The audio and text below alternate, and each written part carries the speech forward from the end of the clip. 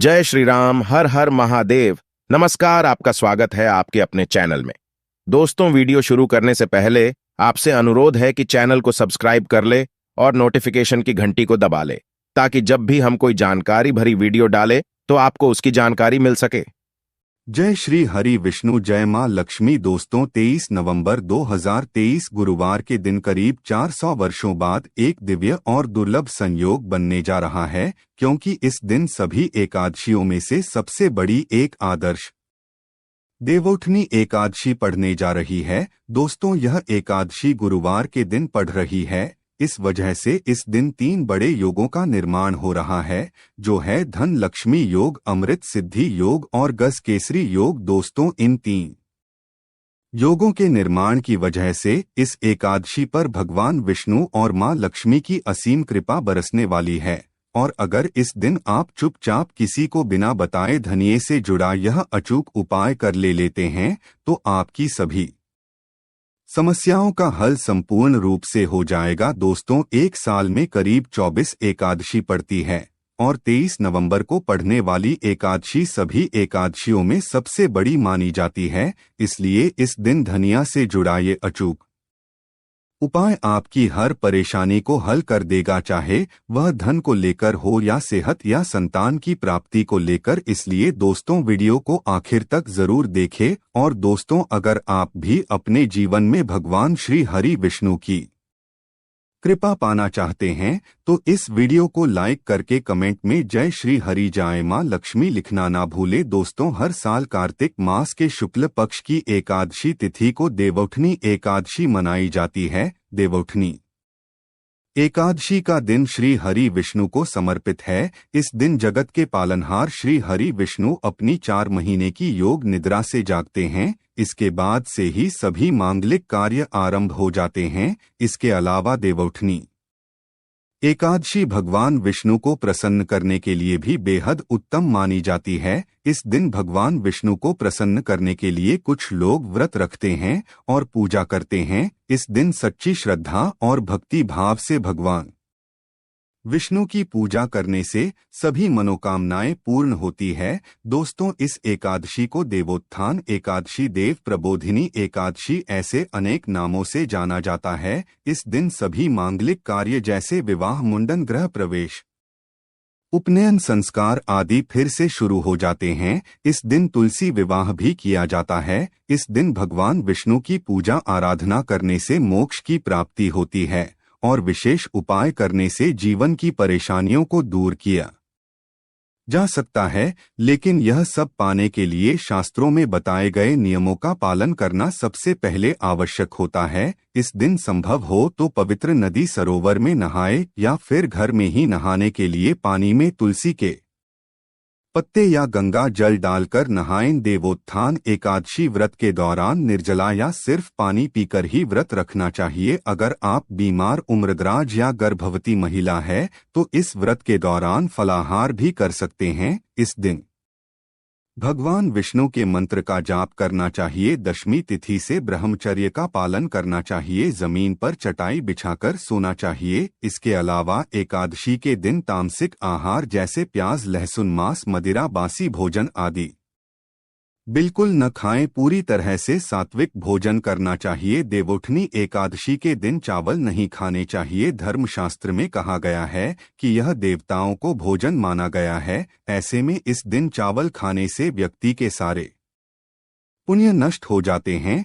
देवोठनी एकादशी के दिन किसी के घर का भोजन भी नहीं खाना चाहिए, यहाँ तक कि दूसरे के घर का पानी भी नहीं पीना चाहिए। एकादशी के दिन भगवान नारायण को पान अर्पित करना चाहिए। ऐसे में व्यक्ति को पार नहीं खाना चाहिए। इसके अलावा एकादशी पर मसूर की दाल, बैगन खाना वर्जित माना जाता है। देवोठनी एकादशी के दिन बाल, दाढ़ी, नाखून आदि काटने से बचना चाहिए। दशमी के दिन ही सूर्यास्त के पहले घर में झाड़ू लगा लें। एकादशी के दिन झाड़ू लगाने से परहेज करें, क्योंकि झाड़ू लगाते समय भूलवश जीव मर जाते हैं और इसका पाप लगता है। इस व्रत का संबंध 3 दिनों की दिनचर्या से है। उपवास के दिन से एक दिन पहले दोपहर में भोजन लेने के उपरांत शाम का भोजन ग्रहण नहीं किया जाता, ताकि सुनिश्चित हो सके कि अगले दिन पेट में कोई अवश्य भोजन न बचा रहे। एकादशी के दिन उपवास के नियमों का कड़ाई से पालन करना होता है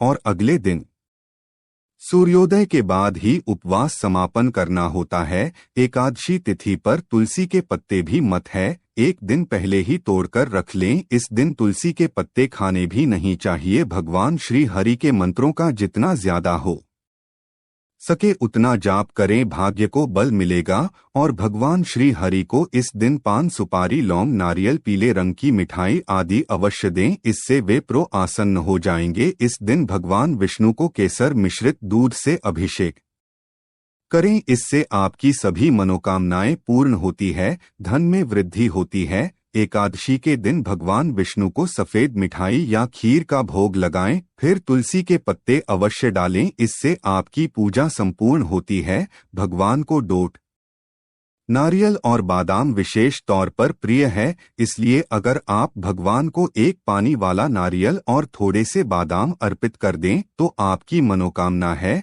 वह पूर्ण हो जाती है, आपके अधूरे कार्य पूरे हो जाते हैं। लेकिन सबसे पहले इस दिन सुबह जल्दी उठकर स्नान करने के बाद घर के मुख्य द्वार पर आम या अशोक के पत्तों का तोरण लगाएं, फिर घर की सफाई करें, भगवान श्री हरि की पूजा करें। दोस्तों, पीपल के पेड़ पर भगवान श्री हरि, विष्णु और माँ लक्ष्मी का वास माना जाता है, तो इसमें एक लोटा जल में थोड़ी सी शक्कर डालकर पीपल की जड़ में अर्पित कर दें, इससे भगवान श्री हरि और माँ लक्ष्मी दोनों का आशीर्वाद मिलेगा और धन की कोई कमी नहीं रहेंगे।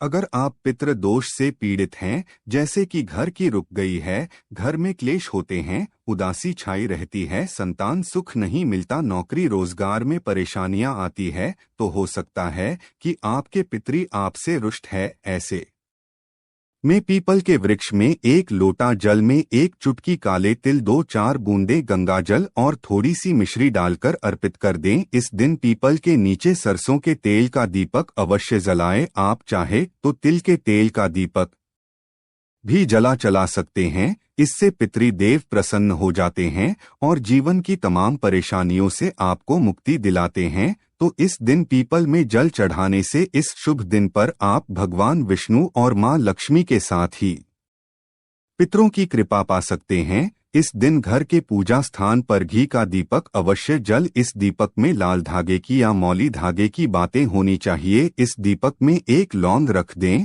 और फिर पूजा करें। इस लौंज के जलने से इसकी खुशबू से घर का वातावरण सकारात्मक हो जाता है और भगवान श्री हरि विष्णु को पीले फल यानी कि केला, गेंदे का फूल आदि अर्पित करें। वहीं विष्णु जी को चावल अर्पित नहीं किए जाते हैं और अगर करना ही है तो सफेद चावल अर्पित ना करें, उनको हल्दी से रंगाकर अर्पित करें। भगवान श्री हरि के माथे पर तुलसी की मंजरी या तुलसी के 2 पत्ते जरूर अर्पित करें, इससे भी बहुत प्रसन्न हो जाते हैं। आपकी हर मनोकामना भगवान श्री हरि पूर्ण करते हैं। इस दिन जब आप तुलसी में जल अर्पित करेंगे तो लोटे के जल में 1-2 बूंद दूध, 1 चुटकी हल्दी और थोड़ी सी शक्कर डालकर तुलसी में अर्पित कर दें और वहीं बैठकर ओम नमो भगवते वासुदेवाय का यथाशक्ति जाप करें। इस तरह से आप तुलसी की पूजा करके भगवान श्री हरि को मना सकते हैं। और जब आप विष्णु जी की पूजा करेंगे तब एक सिक्का आप जरूर अर्पित कर दें। अगर पिछली एकादशी में अर्पित किया हुआ है तो उसी को डोट फिर से अर्पित कर दें, बाद में उसे संभाल कर रख लें। इसके साथ में रखने से जीवन की मुश्किलें दूर हो जाती है। तो यह वह छोटी छोटी चीजें हैं जो बहुत मायने रखती है। पूजा उपासना में इनका नियमित आलंबन करें। आज हम आपको एक विशेष उपाय बताएंगे। एकादशी पर धन प्राप्ति की कामना से कुछ प्रयोग किए जाते हैं। महालक्ष्मी को प्रसन्न करने के लिए धनिया का एक खास उपाय किया जाता है। धनिया के नाम में ही धन है, धनिया धन की देवी महालक्ष्मी को अति प्रिय है। थोड़ा सा धनिया अपने घर के पूजा स्थान पर पूर्व दिशा में मिट्टी के पात्र में रख दें, इससे घर में खुशियों का वास हमेशा बना रहेगा। जीवन में खुशियां आएंगी, खुशियों को नजर नहीं लगेंगी। अगर हाल ही में अपने दिवाली के समय इसे रखा है तो फिर आपको बदलने की आवश्यकता नहीं है। उसी में 2-4 दाने और डाल दीजिए। अगर आपने दिवाली पर धनिया का पौधा नहीं बोया है तो इस एकादशी की रात में किसी गमले या मिट्टी के बर्तन में मिट्टी डालकर थोड़ा धनिया है उसमें एक सिक्का डाल दें, फिर उसमें पानी डालकर रख दें। द्वादशी तिथि पर उस सिक्के को उठाकर अपने पर्स में रख सकते हैं और जो धनिया उगेगा उसे प्रसाद के रूप में ग्रहण करें, खाने में इस्तेमाल करें। इससे घर में समृद्धि आएगी। धनिया कितना उगता है वह बताएगा कि आपके घर में कितने समृद्धि आएगी। दोस्तों, धन संबंधी मुश्किलों को दूर करने के लिए और एक उपाय आप कर सकते हैं। इस दिन शाम को पीपल के वृक्ष में नीचे 2 मुखाग्नि का दीपक जला दीजिए। दीपक में चावल का एक दाना भी डाल दें। ऐसा लगातार 3 या 5 एकादशी तक करिए। धीरे धीरे आपके जीवन से दुख परेशानियां दूर होती चली जाएंगी, खुशहाली आती जाएगी। दोस्तों, बेल वृक्ष में मां लक्ष्मी का वास होता है। जिस घर में बेल वृक्ष होता है वहां पर मां लक्ष्मी की कृपा बरसती है। तो अगर आपके घर के सामने बेल है तो बहुत ही अच्छी बात है, आप वहां दीपक जला सकते हैं। फिर मां से अपने दुख दर्द का कथन करें, धन समस्या को दूर करने की प्रार्थना करें, घर परिवार पर कृपा बरसाने की प्रार्थना करें। कुछ एकादशी तिथि तक लगातार ये उपाय करें, हर मुश्किल आसान हो जाएगी। कोई भी संकट परेशानी आपको छू नहीं पाएगी। भगवान विष्णु की कृपा पाने के लिए देवउठनी एकादशी के दिन स्नान करते समय पानी में 1 चुटकी हल्दी ढाल लें। इसके बाद स्नान करें और पीले रंग के वस्त्र धारण करके भगवान विष्णु की विधि विधान से साधना करें। देवउठनी एकादशी के दिन श्री हरि का सबसे पहले गाय के दूध से और फिर शंख में गंगाजल भरकर स्नान कराएं। इसके बाद उन्हें पीले रंग के वस्त्र अर्पित करें। मान्यता है कि देवउठनी एकादशी के दिन ऐसा करने से भगवान विष्णु का विशेष आशीर्वाद प्राप्त होता है।